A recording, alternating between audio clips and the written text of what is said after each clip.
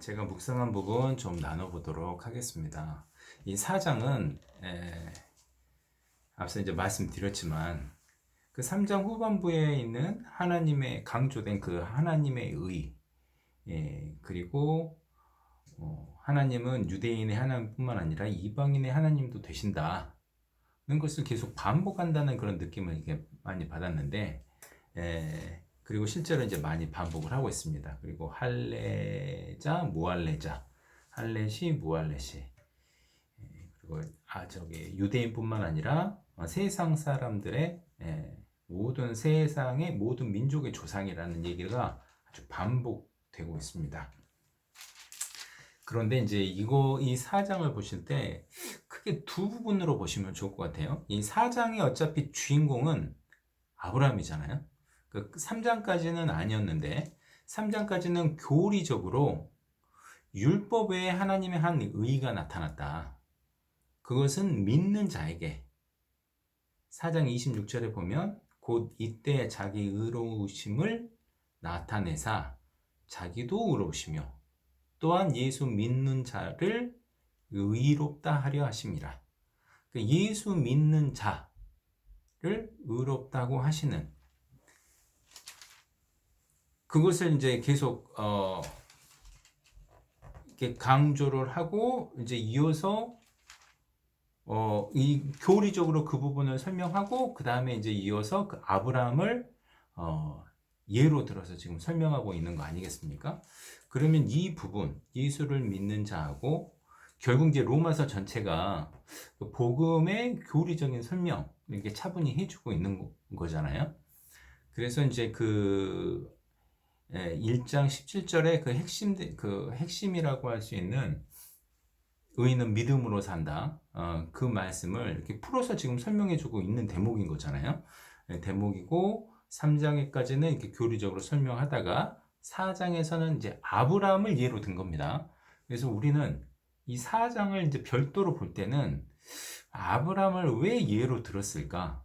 이 부분을 좀 생각을 해보면 좋을 것 같아요. 그리고 또 어떻게 생각을 해보면 좋냐면 만약에 성경책에 아브라함이란 인물이 안 나왔으면 어떻게 됐을까? 예수님께서 약속대로 이 세상에 오셔서 십자가에 돌아가셨어요. 그리고 그 나머지 성경 복음에 관한 부분 다 자세히 설명되어 있는데 아브라함 얘기만 없는 거예요. 그럼 이 4장도 없겠죠? 그러면 우리에게 어떤 의미가 있을까? 그것은 그럼 반대로 지금 아브라함 얘기가 우리에게 어떤 유익이 되는가? 이런 결론이 나올 수가 있기 때문에 그런 부분을 좀 생각을 해보면 좋겠습니다. 4장의 핵심 인물은 아브라함이고 그러면 이 아브라함이 나와가지고 그 말은 계속 반복되는 것 같은데 이게 어떤 의미인지를 좀 생각을 해보도록 하겠습니다. 제가 볼 때는 이 아브라함을 4장에서 이제 등장시키고 끝까지 아브라함에 대한 얘기로 마무리를 한 것은 끝까지 두 가지 이유가 있는 것 같은데요. 아브라함이 왜 믿음의 모델이냐 이것을 좀 잘 봐야 될 것 같아요. 앞서 제가 질문을 드렸다시피 예수님 얘기만 가득 차 있고 아브라함의 얘기가 없었다면 어쩌면 사람들은 믿음에 대해서 자기 나름대로 규정을 했을지 모릅니다. 믿음은 이런 거야. 아니야, 믿음은 저런 거야. 이렇게 서로 싸우고 있을지 모르는데 아브라함이라는 그 인물을 딱 그 세팅을 해 놓음으로써 믿음은 이런 거야 하고 하나님께서 기준을 딱 말견해 버린 것 같아요. 예수님은 믿음의 대상이잖아요. 우리를 구원해 주신 구원자이시고 그러니까 그것은 예수님이 하신 일을 통해서 배우는데 우리는 그 구원자를 믿어야 되는데 어떻게 해요? 그러니까 이 부분에 있어서 모델이 아브라함인 것이죠. 그래서 아브라함을 믿는다는 것은 우리에게 어떤 의미가 있는 것인지 오늘날 우리는 그것은 어떻게 받아들여야 하는 건지 좀 생각해 볼 필요가 있다는 얘기입니다. 예를 들면 이럴 수도 있는 거예요. 우리는 다 이제 대침에서 좀 시간을 보냈던 사람들인데 대침은 대침 나름대로의 구원관이 확고해요. 대침의 구원관의 핵심은 뭐냐면 영원한 속죄 사실을 깨닫는 것이에요. 영원한 속죄를 그렇게 강조해서 가르치고 그것을 깨닫는 순간 구원받았다. 끝이에요. 그게 핵심인데 과연 그게 맞을까? 그게 전부일까? 그러니까 그 대침의 그 믿음관에 맞춰가지고 거기 가르침에 따르면 반대로 적용을 해요. 무슨 뜻이냐면 예를 들면 십자가의 강도가 천국 간 게 분명해요. 그러면 대침의 믿음관에 그 사람들을 끼워 맞추는 거예요. 이 천국에 갔던 십자가의 강도는 예수님을 죄를 깨닫고 영원한 속죄를 깨닫고 갔을 거야. 그러니까 십자가의 강도가 낙원에 가는 과정에는 그런 설명이 전혀 없는데도 불구하고 대침에서 그렇게 배웠기 때문에 믿음관을 가졌기 때문에 거기 끼워 맞추는 거죠. 또 삭개오를 배웠어요. 그럼 삭개오도 대침의 구원관에 맞추는 거예요. 영원한 속죄 사실을 알았을 거야. 안 써있지만. 그래서 그걸 믿고 갔을 거야. 이렇게 얘기를 하고 심지어 아브라함까지 우린 이렇게 배웠더니 이게 확고하니 이 대침의 구원관에 맞춰서 아브라함도 영원한 속죄 사실을 깨닫고 갔을 거야. 이렇게 가르친다는 말입니다. 그러면 대침에서는 그렇지만 또 다른 교단이나 또 다른 믿음관을 갖고 있으면 거기에 맞춰서 다 이게 사람들을 거꾸로 맞춰갈 수가 있어요. 그게 바람직한 것이냐? 그렇지 않다는 얘기입니다. 우리가 왜 이 아브라함의 믿음에 대해서 배워야 되냐면 하나님께서는 이 말씀 성경을 통해서 아브라함을 믿음의 모델 그리고 조상으로 첫 번째 조상으로 딱 픽스를 해 놓으셨어요. 이건 유대인뿐만 아니라 이방인들에게도 적용할 수 있는 믿음의 조상인 거예요. 그러니까 여기에 맞춰서 우리는 반대로 맞춰야 되는 거예요. 그러니까 아브라함의 믿음을 먼저 보고 여기에 맞춰서 진짜 대침의 구원관이 잘 되어 있는지, 나의 구원관이 올바로 되어 있는지, 나의 믿음관이 올바로 되어 있는지 맞춰볼 필요가 있다는 것입니다. 그런데 뭐 특별한 것이 있다고 말씀드릴 수는 없는데 아무튼 그것이 정말 중요하기 때문에 로마서 4장에서 그것을 다루고 있다. 저는 이렇게 봤습니다. 그러면 아브라함이 소위 칭의 이 모델인 이유, 칭의의 모델이 된 이유는 무엇이냐? 크게 두 가지입니다. 여러분이 잘 아시는 대로 첫 번째는 율법의 행위가 아닌 믿음으로 의롭다함을 받은 첫 번째 사람이기 때문입니다. 율법의 행위가 아니라 믿음으로 의롭다함을 받았다. 믿음으로 의롭다함을 받았다는 것은 앞서 한 자매님께서도 얘기했다시피 행위가 아니라 은혜로 받았다는 뜻이거든요. 그러니까 여기에서 믿음은 행위의 반대 개념으로 보시는 게 맞아요. 그러니까 믿음 자체를 행위로 보면 안 됩니다. 믿음은 아무것도 움직일 수 없는 사람도 믿을 수 있어요. 마음의 동의로. 병석에 누워 있어서 꼼짝달싹 못하는 사람도 믿을 수는 있어요. 그러니까 행위가 아니란 얘기입니다. 그것이 믿음인데 그렇게 믿음으로 의롭다함을 받는 이유는 그것이 은혜 되기 위해서죠. 이 4절 보겠습니다. 일하는 자에게는 그 싹을 은혜로 여기지 아니하고 빛으로 여기거니와. 이게 은혜인데 자기가 열심히 해서 하면 그것은 싹이 되고 빛이 되기 때문에 은혜가 될 수 없다. 이렇게 얘기하는 것이고 16절도 보시죠. 그러므로 후사가 되는 이것이 은혜에 속하기 위하여 믿음으로 되나니. 은혜에 속하기 위해 믿음으로밖에 안 되는데 아브라함이 그 모델이다. 그래서 이 세상에 어떤 교단이건 믿음을 설명하려면 행위의 반대 개념으로 반드시 설명할 수 있어야 됩니다. 근데 아까 한 자매님이 잘 설명해 주셨어요. 야고보서 20장에 보면 한번 잠깐 찾아보겠습니다.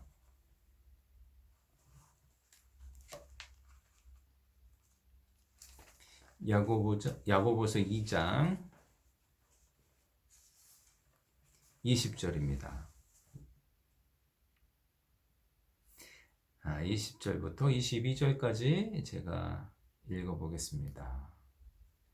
허탄한 사람아, 행함이 없는 믿음이 헛것인 줄 알고자 하느냐? 우리 조상 아브라함이 그 아들 이삭을 제단에 드릴 때 행함으로 의롭다 하심을 받은 것이 아니냐? 네가 보거니와 믿음이 그의 행함으로 함께 일하고 행함으로 믿음이 온전케 되었느니라. 여기에는 분명히 행함을 강조하잖아요. 네.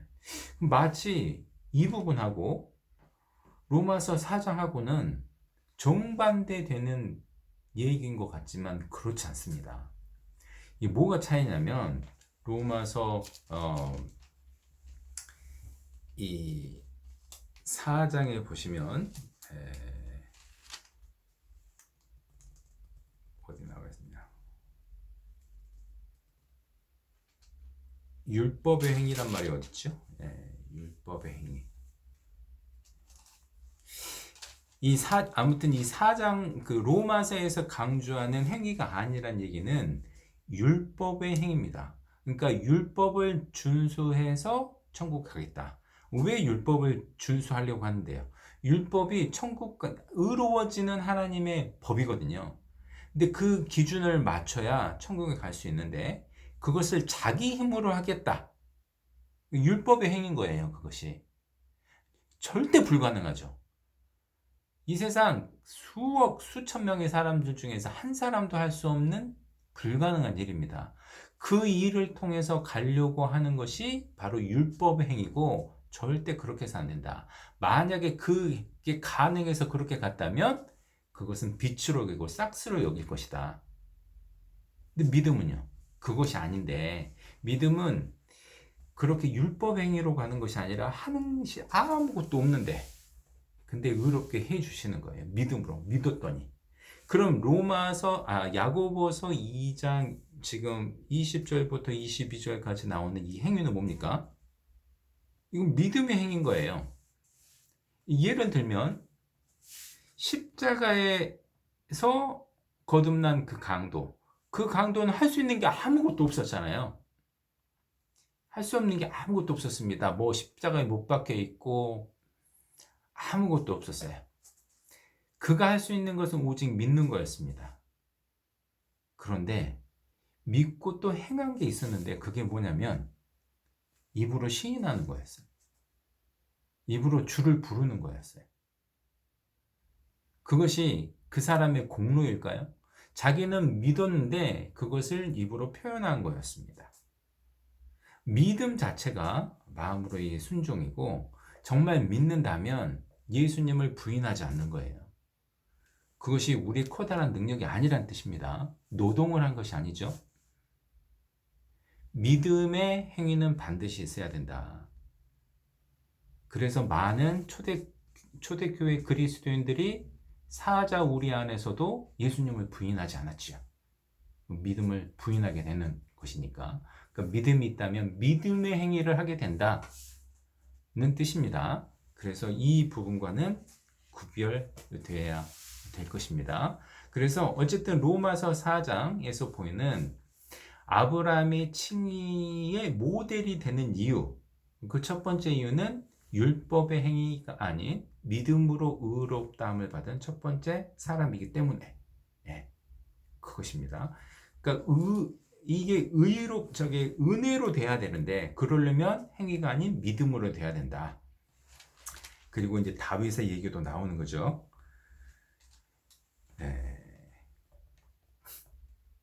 5절 이 일을 아니할지라도 경건치 아니한 자를 의롭다 하시는 이를 믿는 자에게는 그의 믿음을 의로 여기시나니 일한 것이 없이 하나님께 의로 여기심을 받는 사람의 행복에 대하여 다윗을 말한 바 그 불법을 사하심을 받고 그 죄를 가리우심을 받는 자는 복이 있고 주께서 그 죄를 인정치 아니하실 사람은 복이 있도다 함과 같으니라.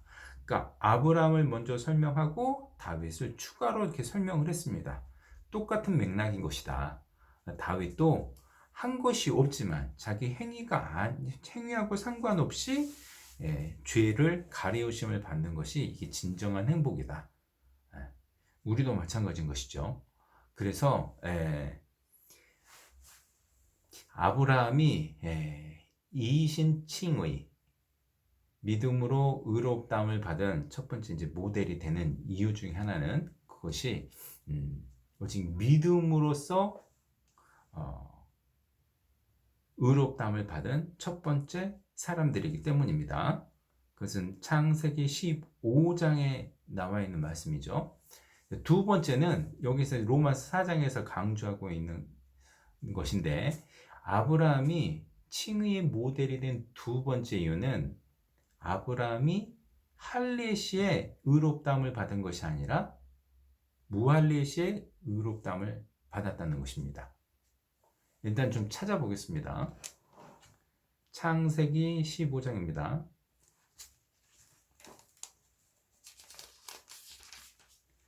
창세기 15장 6절. 지금 로마서 4장에서 강조하는 그 사건이 바로 여기서 일어났는데요. 6절입니다. 아브라함이 여호와를 믿으니 여호와께서 이를 그의 의로 여기시고, 이게 칭의, 의롭다함을 받은 사건의 현장입니다. 그런데 할례는 언제 받냐면 한 장 넘기셔서 17장 보시겠습니다. 17장 10절. 너희 중 남자는 다 할례를 받으라. 이것이 나와 너희와 너희 후손의 사이에 지킬 내 언약이니라. 그러니까 의롭다함을 먼저 받고 그다음에 이제 할례를 명령을 하거든요. 그래서 이제 할례를 받게 됩니다.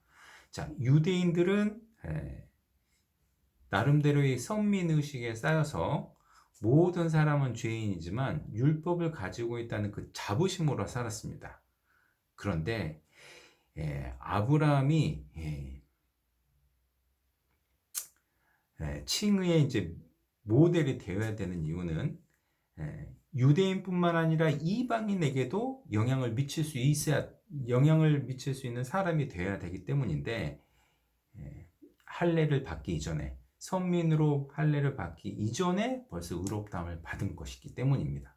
그래서 그 부분을 여기서 지금 반복해서 강조하고 있어요. 우리는 잘 알고 있지만 그 잘 알고 있는 부분을 로마서 4장에서는 계속 강조를 하고 있습니다. 여기 17장 7절을 보겠습니다.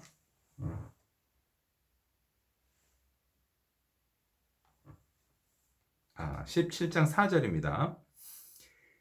내가 너와 내 언약을 세우니 너는 열국의 아비가 될지라. 이제 후로는 네 이름을 아브람이라 하지 아니하고 아브라함이라 하리니 이는 내가 너로 열국의 아비가 되게 함이니라. 아부가 아버지란 뜻이고요. 아부가. 그 다음에 락함이 열국이란 뜻입니다. 멀티튜드 이런 뜻입니다. 그러니까 아브라함이 자체가 열국의 아버지가 된다는 뜻이에요. 근데 이게 정말 중요하죠.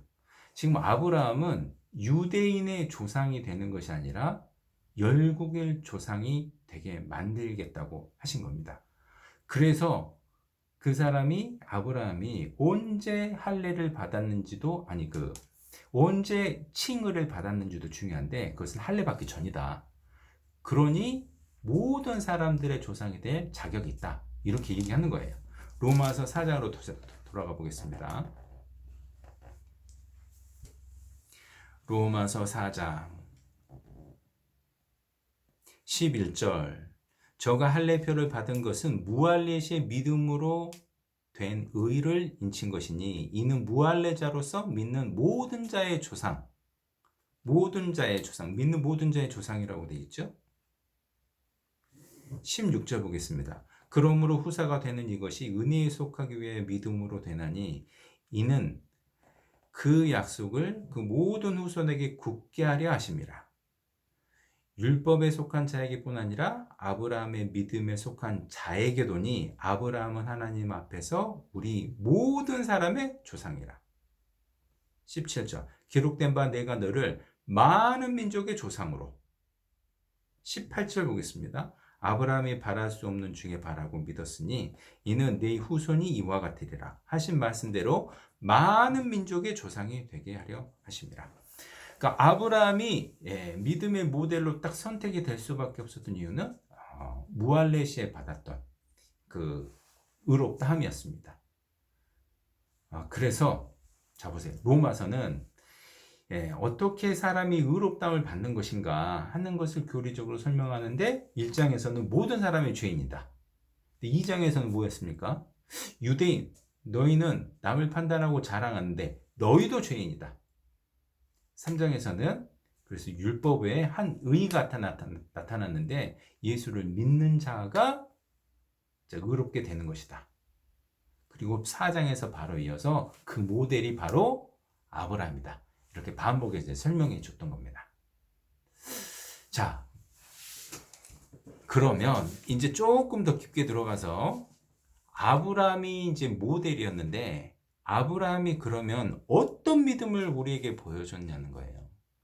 그게 정말 중요하다고 생각합니다. 이게 왜 중요하냐면 앞서 설명드린 대로 교단마다 각자 믿음에 대해서 다른 시각을 갖고 있을 수 있는데 우리가 교단에서 배운 그런 시각으로 성경의 인물들을 적용할 것이 아니라 이 아브라함의 믿음을 가지고 반대로 적용해 놓는 것이 바람직하잖아요. 그래서 아브라함이 우리에게 보여준 믿음인 어떤 것이었는지 그것을 확인해 보도록 하겠습니다. 22절을 먼저 읽어보겠습니다. 그러므로 이것을 저에게 의로 여기셨느니라. 창세기 15장 4절에 아브라함이 하나님을 믿음에 이를 의로 여기셨다 그랬잖아요. 거기는 굉장히 간단히 나왔는데 여기에서는 좀 풀어서 설명해 준 거예요. 그러므로 이것을 저에게 의로 여기셨다. 그 믿음이 이것이었는데 이것을 저로 의로 여기셨다. 그러니까 이게 뭔가를 봐야 되는 거예요. 이걸 뭔가를 봐야 되는데 이게 18절부터 21절까지입니다. 18절 보겠습니다. 아브라함이 바랄 수 없는 중에 바라고 믿었으니 이는 네 후손이 이같으리라 하신 말씀대로 많은 민족의 조상이 되게 하려 하심을 인함이라. 아브라함은 바랄 수 없는 중에 믿었습니다. 이것이 우리가 본받아야 되는 아브라함의 믿음인데 믿음의 환경인 거예요.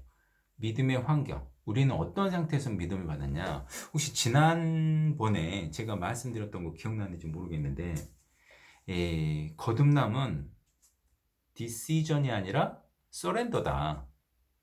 그러니까 디시전은 A 고를래 B 고를래?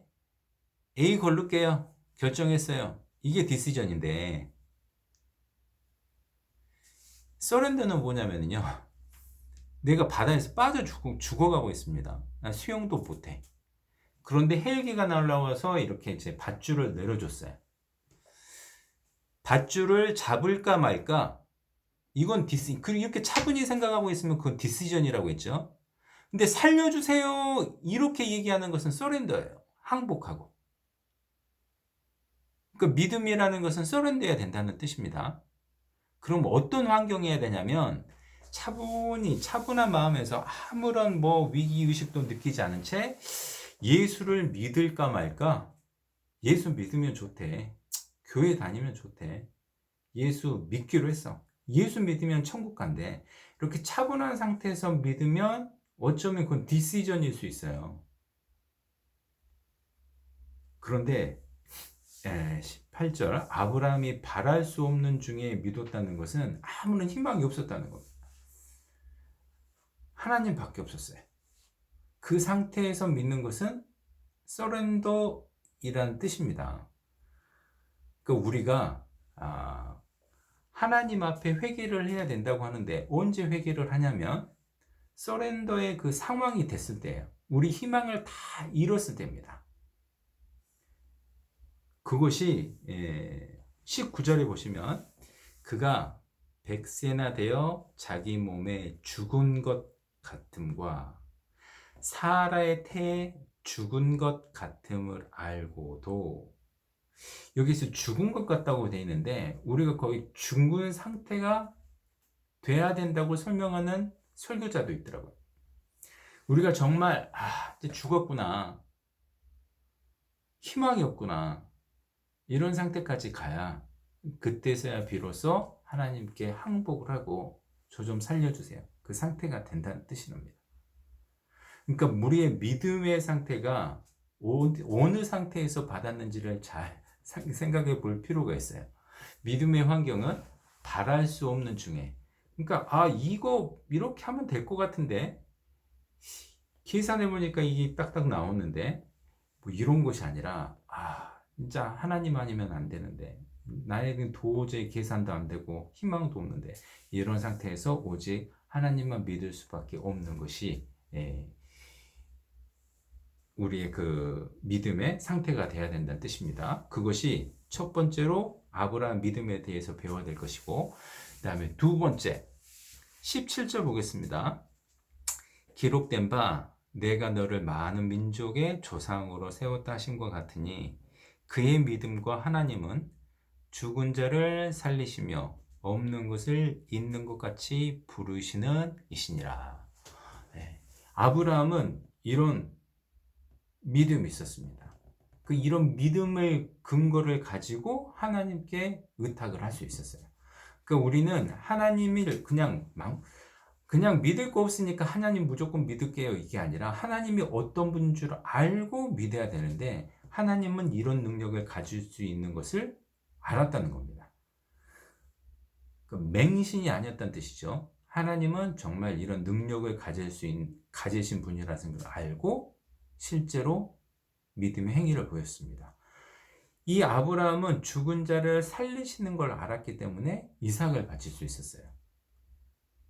여러분, 아브라함이 이삭을 바치라는 하나님의 명령을 받고 모리아산에 갔습니다. 그리고 칼을 빼들었어요. 그때 아브라함은 어떤 생각을 했어요? 하나님께서는 이삭을 위해 다른 양을 준비해 놓으셨을 거야.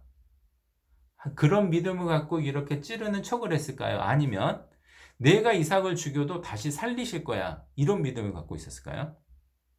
성경은 두 번째라고 얘기합니다. 히브리서 그것이 11장 19절에 나와요. 히브리서 11장 19절 한번 찾아보겠습니다.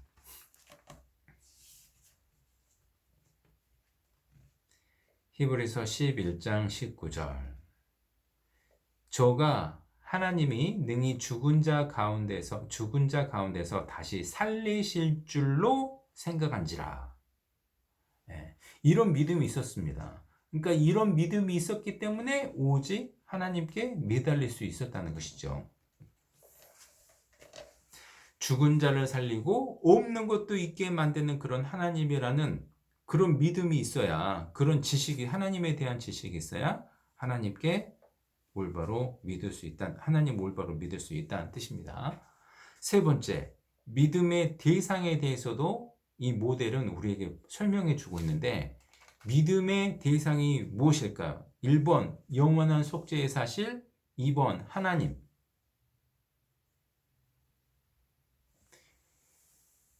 답을 조금 전에 다 읽으셨잖아요. 아브라함이 하나님을 믿음에 그것을 의로 여기셨다고 했잖아요. 근데 우리는 대치면서 어떻게 배웠습니까? 영원한 속죄의 사실, 그것을 믿으면, 그것을 깨달으면 구원받는다, 이런 식으로 가르쳤는데 다르죠. 이 로마서에도 보시면 4장 3절, 성경이 무엇을 말하느뇨? 아브라함이 하나님을 믿음에 이것이 저에게 의로 여기신 바 되었느니라. 하나님을 믿음에 이렇게 얘기를 하면서 아브라함이 믿음의 모델이다. 이렇게 설명을 해주고 있으면 우리도 하나님을 믿어야 되는구나. 이렇게 이해를 해야 되잖아요. 아니, 잠깐만요. 우리는 예수님을 믿어야 되는 거 아닌가요? 예수님을 믿어야 되는가요? 하나님을 믿어야 되나요? 주 예수를 믿으라. 그리하면 너와 내 집이 구원을 얻으리라. 이 신약 성경 읽어보면 절대적으로 예수님을 믿어야 됩니다. 예수님을 믿어야 되는데 이해를 돕기 위해서 이사야 43장을 찾아보겠습니다.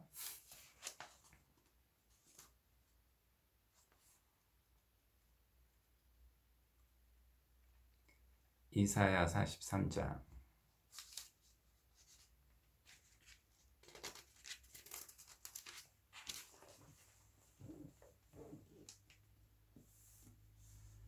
43장 11절입니다. 11절 제가 읽겠습니다. 곧 나는 여호와라. 나 외에 구원자가 없느니라. 곧 나는 여호와라. 나 외에는 구원자가 없느니라. 우리가 구원받기 위해서 믿어야 되는 대상이 바로 구원자입니다. 구원자. 구원을 해주시는 분이니까. 근데 하나님께서 선포하셨어요. 나 외에는 구원자가 없다. 그럼 예수님은요? 그 하나님께서 육신의 몸을 입고 자기 분신처럼 나타나는 분이 예수님이시잖아요. 여기서 혹시 여러분의 상상이 확대될 것 같아서 미리 말씀을 드리자면 삼위일체에 대해서는 나중에 별도로 설명을 좀 드려보도록 하겠습니다. 근데 여기서 중요한 것은 하나님께서 자기 외에는 당신 외에는 구원자 없다고 선포하시고 이 땅에 구원자를 보내기로 하셨어요. 그럼 당신 아닌 다른 사람인 거잖아요. 그 사람이 기름 부음 받은 자, 그리스도, 메시아입니다. 그분이 예수 그리스도시고. 그래서 하나님이 유일한 구원자가 보낸 그 분신 같은 구원자, 그 예수님을 믿어야 되는 거예요. 요한복음 12장을 보겠습니다.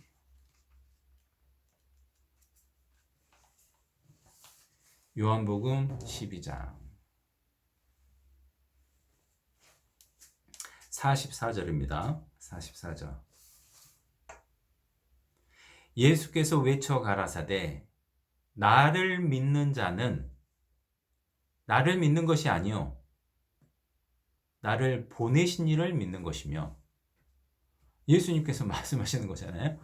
나를 믿으라고 계속 얘기를 했거든요. 근데 나를 믿는 것은 결국 하나님을 믿는 것이다. 동일한 거죠.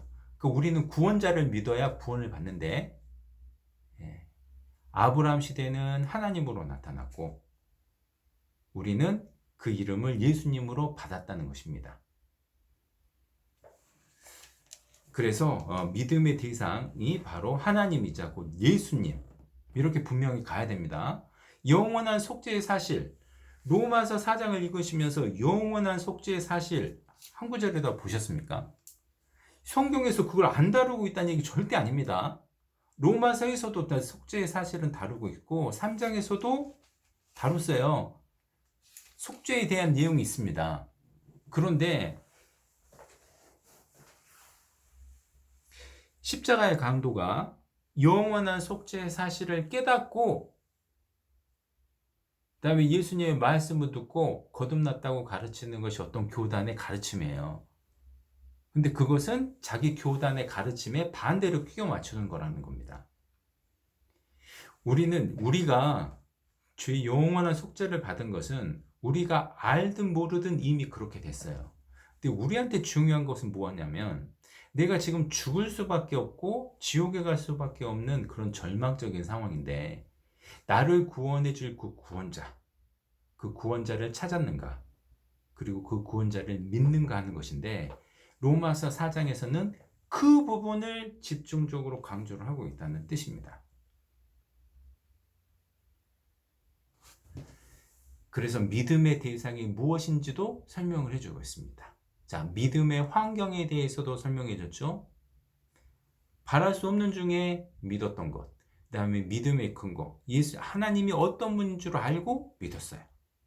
그리고 그 믿음의 대상도 분명했습니다. 그 하나님이라는 것도 분명했습니다. 그리고 19절 20절을 보겠습니다. 그가 백세나 되어 자기 몸에 죽은 것과 같음과 사라의 태가 죽은 것 같음을 알고도 믿음이 약해지지 아니하고 믿음이 없어 하나님의 약속을 의심치 않고 믿음에 견고해져서 하나님께 영광을 돌리며 약속하신 그것을 또한 능히 이루실 줄을 확신하였으니. 예. 자기 죽을 것 같은데 다 살려줄 것을 확신했다. 그러니까 이 믿음이 일회적인 사건으로 끝나버린 것이 아니라 이 믿음이 약해지지 않고 견고해졌다, 유지돼가고 있다는 것을 설명해주고 있습니다. 안 그렇습니까? 앞서도 말씀드렸지만 로마서 3장 22절에 곧 예수 그리스도를 믿음으로 말미암아 모든 믿는 자에게 미치는 하나님의 은희, 이것이 현재 능동태 분사 구문이라고요. 현재 믿고 있어야 돼요. 믿음은 항상 현재형이어야 됩니다. 믿는 자들에게. 1장도 마찬가지예요. 1장 17절도. 믿음은 계속 유지돼야 됩니다. 그러니까 아브라함을 통해서 믿음의 베스트 모델인 아브라함을 통해서 우리 믿음이 무엇인가를 이렇게 상세히 설명해 주고 있습니다. 자, 그리고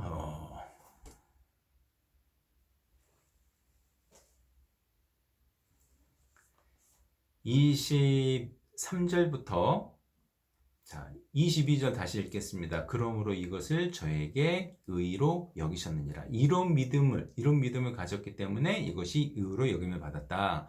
이런 뜻으로 보시면 되고, 23절 저에게 의로 여기셨다 기록된 것은 아브라함만 위한 것이 아니요 의로 여기심을 받을 우리도 위함이니 곧 예수 우리 주를 죽은 자 가운데서 살리신 이를 믿는 자니라. 예수는 우리의 범죄함을 위하여 내어줌이 되고 또한 우리를 의롭다 하심을 위하여 살아나셨느니라. 여러분, 이게 중요하다고 말씀하신 분이 몇 분 계셨는데 저도 이 부분 정말 중요하다고 생각됩니다. 잘 보세요. 자, 우리가 교단에 속해가지고 배운 바에 의하면 과거에 예수님이 하신 일이 정말 중요했어요. 십자가에서 이루신 일, 그것이 전도 집회의 하이라이트, 최종 결말이었습니다. 그것을 딱 선포하고 믿어지십니까? 믿어진다고 손 들면 그런 사람들은 구원받은 사람이었잖아요. 그런데 그것은 25절에 보세요. 예수는 우리 범죄함을 위하여 내어줌이 되고 에서 끝나는 거잖아요. 근데 자 보세요. 아브라함의 믿음에 대해서 우리가 지금 공부를 하고 있는데 아까 한 자매님께서 말씀하셨습니다. 구약의 사람들은 오실 예수님에 대해서 믿는 거고 우리는 오신 예수님에 대해서 믿는 거다.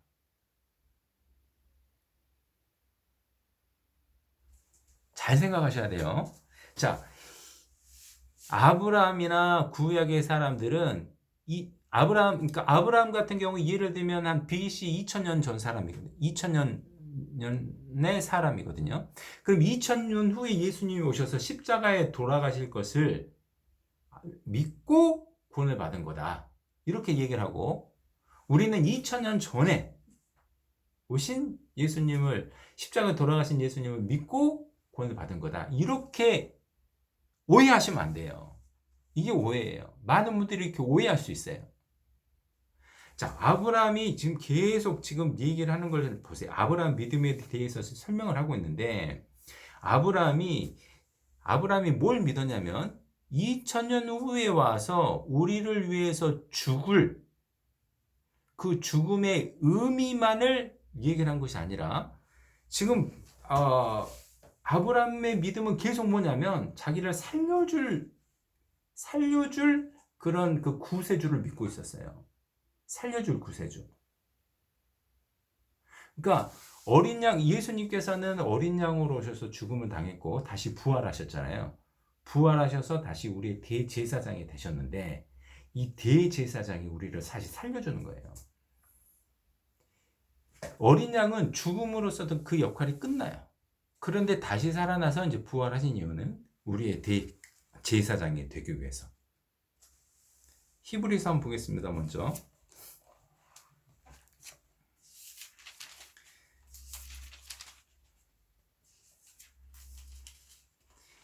히브리서 4장 14절입니다.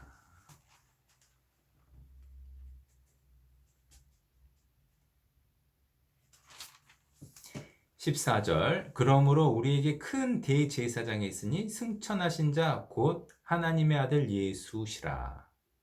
우리가 믿는 도리를 굳게 잡을지어다. 죽은 어린 양에 대해서 믿는 도리를 굳게 잡을지어다. 그렇지 않고 부활하신 예수님, 대제사장 되신 예수님에 대한 믿음을 굳게 잡으라고 돼 있죠. 그 앞에 3장도 있습니다. 3장 1절 그러므로 함께 하늘의 부르심을 입은 거룩한 형제들아 우리의 믿는 도리의 사도시며 대제사장이신 예수를 깊이 생각하라. 그게 어떤 분인지 잘 생각하라.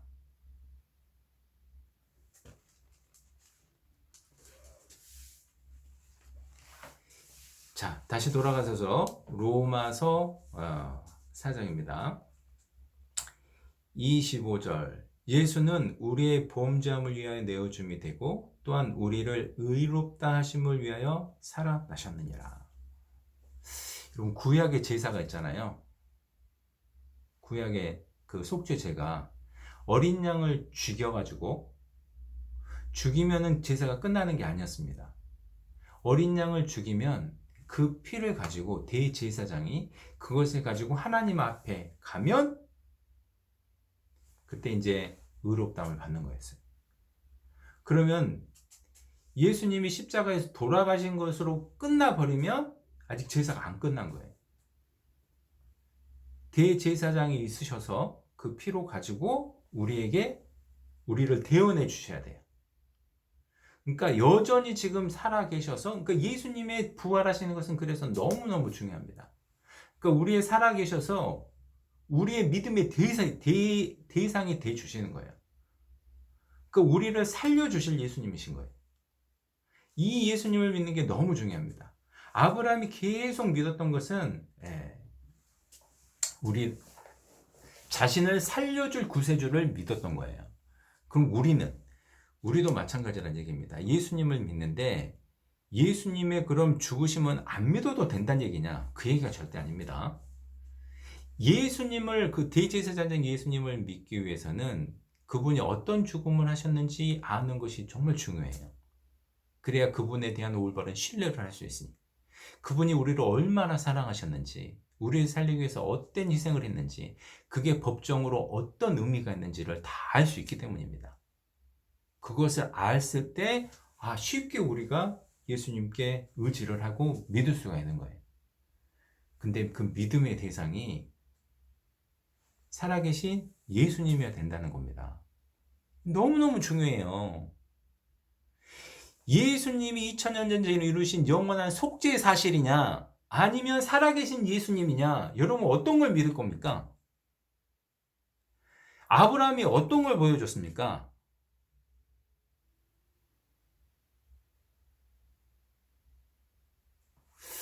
예수님의 속죄의 사실 너무 중요합니다. 성경에서 너무 중요하게 다루고 있고 그걸 제가 절대 경시하는 거 아닙니다. 너무나 귀중한 일이고 그것이 없이 구원의 일이 이루어질 수가 없어요. 너무나 중요하지만 우리가 믿어야 될 진정한 믿음의 대상 무엇인가? 바로 그분은 예수님이시고 바로 또 그분은 하나님이시고 그리고 그 믿음은 현재형이 돼야 되고 그 믿음을 지켜갈 때 하나님께서 우리를 살려주신다. 그리고 장차 있을 구원을 받게 해주신다. 네, 이런 뜻입니다. 그래서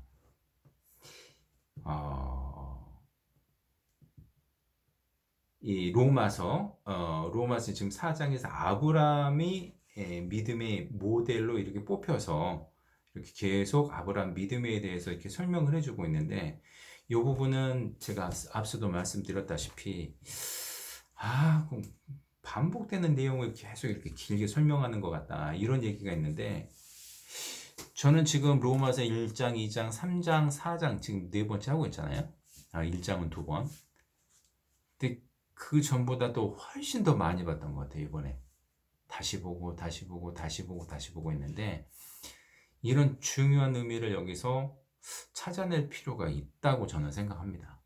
여러분들이 다 공감을 하시는지는 잘 모르겠지만, 그러니까 아브라함을 특별히 이 4장에 이제 딱 집어넣고, 물론 이 장은 이제 사람이 나눈 겁니다만은, 아무튼 이 부분에 아브라함의 얘기를 이렇게 해놓고 계속해서 아브라함의 믿음을 본받으라고 이렇게 한 것은 틀림없이 의미가 우리에게 있다, 이렇게 생각을 했습니다. 그래서 아브라함의 믿음을 통해서 우리의 믿음을 점검해 보는 것이 중요하다고 생각합니다.